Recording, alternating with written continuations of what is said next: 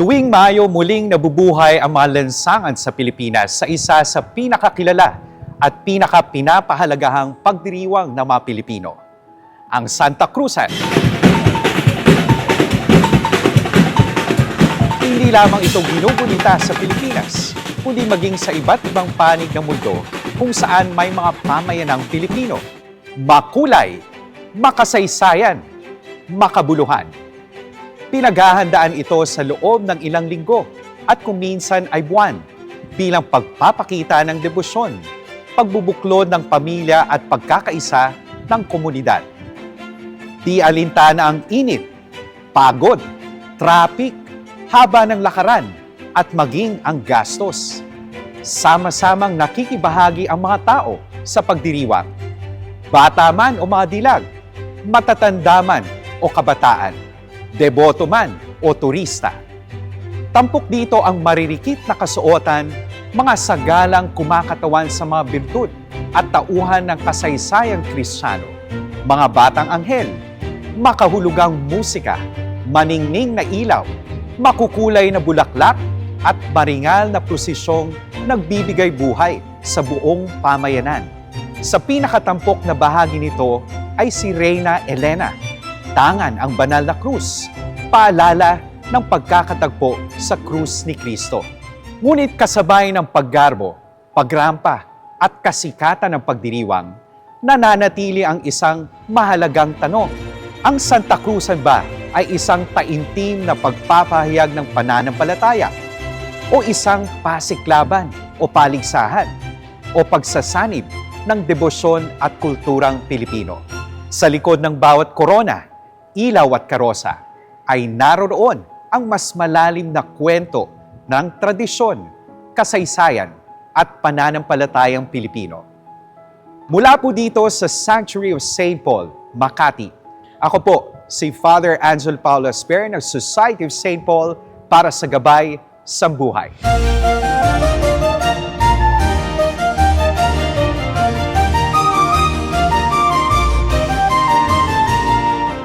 Madalas na napapagpalit ang Flores de Mayo at Santa Cruzan, ngunit sa katotohanan, may kanya-kanya silang kahulugan. Magkaiba man sila ay magkaugnay. At sa maraming pamayanang Pilipino, ang Santa Cruzan ay kadalasang nagsisilbing bahagi o rurok o pangwakas na pagdiriwang ng Flores de Mayo. Siyempre po, pag sinabing Santa Cruzan, talagang inaabangan po yan pag buwan ng Mayo. Yung mga dalaga, gustong maging sagala, yung mga iba, gustong maging Constantino, yung mga magulang, gustong ayusan yung kanilang mga anak, at siyempre po, mga taong simbahan, to organize everything for this much anticipated annual event. Nagugat ang kaugaliang ito nung panahon ng Barok, kung kailan naging laganap ang paglalaan ng natatanging panahon para parangalan si Maria. Bagamat hindi pa noon eksklusibong nakatalaga sa buwan ng Mayo, umusbong ang tradisyon ng 30 araw ng tuloy-tuloy na panalangin at debosyon bilang pagpapahayag ng pagmamahal at paggalang sa Ina ng Diyos. Sa paglipas ng panahon, ito ay iniugnay sa buwan ng Mayo at naging kilala bilang Flores de Mayo o Flores de Maria, na isinasabuhay sa pamamagitan ng araw-araw na panalangin, pagdarasal ng Santo Rosario, pag-aawitan, pagtuturo ng katisismo, pag-aalay ng mga bulaklak sa harap ng imahen ng mahal na birhen at sama-samang pagtitipon ng pamayanang mananampalataya. Sinasagisag ng mga bulaklak ang pag-ibig, kadalisayan, pasasalamat at taus-pusong debosyon ng mga deboto kay Maria. Tampok sa pagdiriwang ang mga sagala na kumakatawan sa iba't ibang titulo ni Maria, lalo na yaong mula sa litania ng Loreto, bilang pagninilay sa kanyang mga birtud at papel sa pananampalatayang Kristiyano. Sa ganitong diwa, ang sagala ay hindi lamang bahagi ng prosesyon, kundi sagisag ng pagkakakilanlan ni Maria. Kaya't hindi nakaugalian ang pagkakaroon ng escort upang mapanatili ang simbolikong kahulugan ng kanilang representasyon. Kakibat ng Flores de Mayo ang Santa Cruzan, isang maringal na prosesyon na ginugunita ang tradisyonal na salaysay ng pagkakatagpo ni Reyna Helena at ng kanyang anak na si Emperador Constantino sa banal na krus ni Hesukristo sa Calvary noong taong 4th century. Sa prosesyong ito, tampok ang banal na krus, si Reyna Elena, si Constantino, at iba't ibang sagisag ng pananampalataya at kasaysayan ng Kristyanismo. Kabilang ang mga figurang hango sa Biblia at tradisyong Kristiyano. Ang Santa Cruzan na tinatawag na katisismo sa daan o kalye ay madalas mapagkamalang simpleng parada ng kagandahan at karangyaan. Ngunit sa kaibuturan nito ay isang makabuluhang tradisyong pangrelihiyon. Bagamat makulay ang anyo nito, naiba ito sa Flores de Mayo sapagkat ito ay isang prosesyon at hindi isang buwang debosyon. Dahil buwan ng Mayo, buwan ng Mahal na Birhen, medyo napagsama po yung dalawa. So, yung mga sumasagala, yung iba, mga titulo ni Reyna Elena, Reyna Emperatriz. No? Pero yung mga iba naman po ay mga titulo ng Mahal na Birhen at ang kanyang mga papel sa ating buhay. Ang ugat ng pagdiriwang ay matutunton sa lumang kalendaryong liturhikal, kung saan ang finding of the Holy Cross ay ginugunita tuwing ikatlo ng Mayo sa pre-1960 Roman calendar. Sa kasulukuyang liturhiya ng Simbahang Katolika, ang tanging kapistahan ng krus ay ang Exaltation of the Holy Cross tuwing September 14. Sa kabila ng pagbabagong ito, nananatiling buhay ang Santa Cruzan bilang mahalagang pamanang kultural at debosyonal ng sambayanang Pilipino na patuloy na nagpapalalim ng pananampalataya at pagkakakilanlan.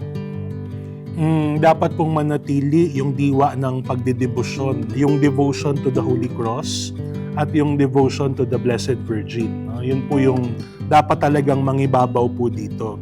Pangalawa po, yung mga titles din ng Blessed Mother, dapat po maliwanag sa mga tao na ang punto ng sagala ay mas makilala ang biran sa kanyang mga titulo.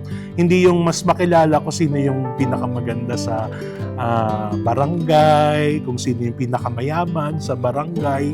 No? Pero mas makilala ang Mahal na Birhen. At kahit po yung mga simbolo, halimbawa, no, salamin ng katarungan, no, hindi lang basta may hawak na salamin na parang si Snow White, no? Dapat po naiintindihan natin din yung mga titulo kasi opportunity po siya for catechesis actually na maipaliwanag sa mga bata ang Mahal na Birhen ay halimbawa salamin ng katarungan, luklukan ng karunungan, at ano po yung mga ibig sabihin nito. Siguro if you want to be more faithful to the gospel, a little simplicity. Kasi ang Mahal na Birhen po, alam natin, no, isa sa mga virtues niya ang humility, ang simplicity, no, maganda pero simple. And that also applies to other Marian practices like processions, exhibits, no, and the like. Hindi po kailangang pangit at hindi po pangit ang simple. No? Ang simple ay maganda. Sabi nga po ni Pope Francis, simple is beautiful. Sa pamamagitan ng Flores de Mayo at Santa Cruzan, sa pag-akay ni Maria, ang sambayanan ay inaanyayahang lalong mapalapit kay Jesucristo. Isa sa mga pangunahing bahagi ng prosesyon ang tatlong birtud na teolohikal. Si Reyna Fe ay sumisimbolo sa pananampalataya at may dalang krus bilang tanda ng matatag na pananalig sa Diyos. Si Reyna Esperanza naman ay kumakatawan sa pag-asa at may dalang angkla bilang paalala ng pagtitiwala sa pangako ng Diyos. Si Reyna Caridad ay sagisag ng pag-ibig at kawanggawa, kaya't may hawak siyang puso bilang tanda ng wagas na pagmamahal sa Diyos at kapwa. Kasunod dito ang iba't ibang reynang kumakatawan sa mga birtud, titulo at kasaysayang Kristiyano. Si Reyna Banderada ay may dalang bandila bilang sagisag ng pagdating ng Kristyanismo. Si Reyna de las Flores naman ay may dalang bouquet ng bulaklak bilang alay kay Maria at simbolo ng kagandahan at debosyon. Si Reyna Paz ay may hawak na puting kalapati bilang tanda ng kapayapaan.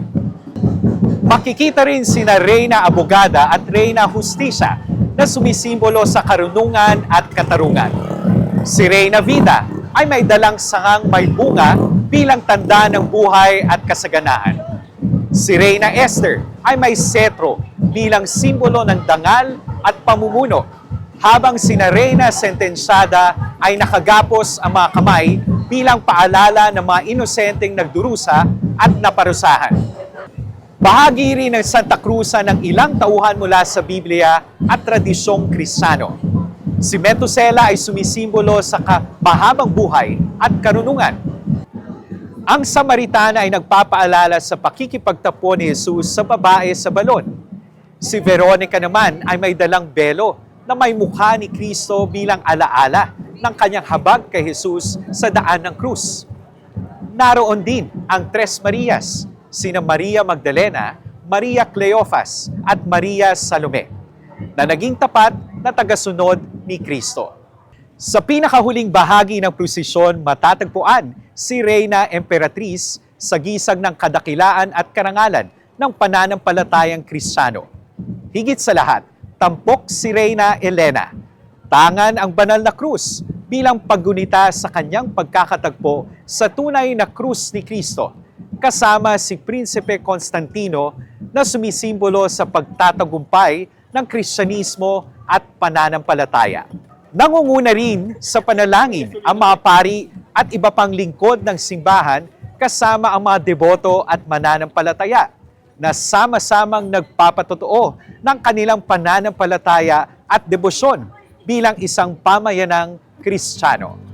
Sumasali ako sa Santa Cruzan dahil para sa akin, isa siyang way para maipakita ko ang aking pananampalataya at debosyon sa mahal na Birhen. Sumali ako ng Grand Alay. Isa itong tradisyon kung saan nag-aalay ng koronang bulaklak sa mahal na Birhen. Isa siyang tradisyon kung saan way ng pagpapasalamat sa mahal na Birhen. Habang nagsa-start yung sagala or yung paglakad ng mga naririnig ko yung mga dasal, yung mga music. So parang feeling ko, habang lumalapit ako sa kanya, nagiging taimtim na pagdadasal. Nararamdaman ko yung katahimikan habang papalapit ako sa kanya at napapalapit ako sa Diyos.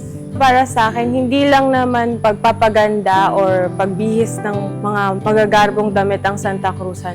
Kasi para sa akin, binibigyan niya importansya ng pagpapasalamat at paggugunita sa mahal na Birhen. Nagiging distraction lang to kung mas pinapahalaga nila ang kasuotan kaysa sa tunay na meaning ng Santa Cruzan. Naway maunawaan natin na ang tunay na diwa ng Flores de Mayo at Santa Cruzan ay hindi lamang tungkol sa tradisyon, pagrampa o makulay na pagdiriwang, kundi isang taus-pusong alay ng pasasalamat at pananampalataya sa Diyos. Sa pamamagitan ni Maria, tayo ay inaakay patungo kay Jesus at sa krus, ang sentro ng Santa Cruzan at ng ating buhay Kristiyano. Ang bawat bulaklak na inaalay at bawat hakbang sa prosesyon ay paanyaya upang higit nating mapalalim ang ating pananampalataya at pagmamahal sa Diyos. Sa huli, hindi nasusukat sa ningning, kariktan o garbo ang tunay na halaga ng isang panata. Tulad ng pagiging simple, ngunit tapat ni Maria, ang tunay na kagandahan ng Santa Cruzan o Flores de Mayo ay matatagpuan sa pusong dalisay, mapagkumbaba at patuloy na sumusunod sa Diyos, sapagkat ito ang pinakamagandang bulaklak na maiaalay kay Maria. Ako po, si Father Angelo Paulo Asper ng Society of St. Paul para sa gabay sa buhay. All for the Gospel.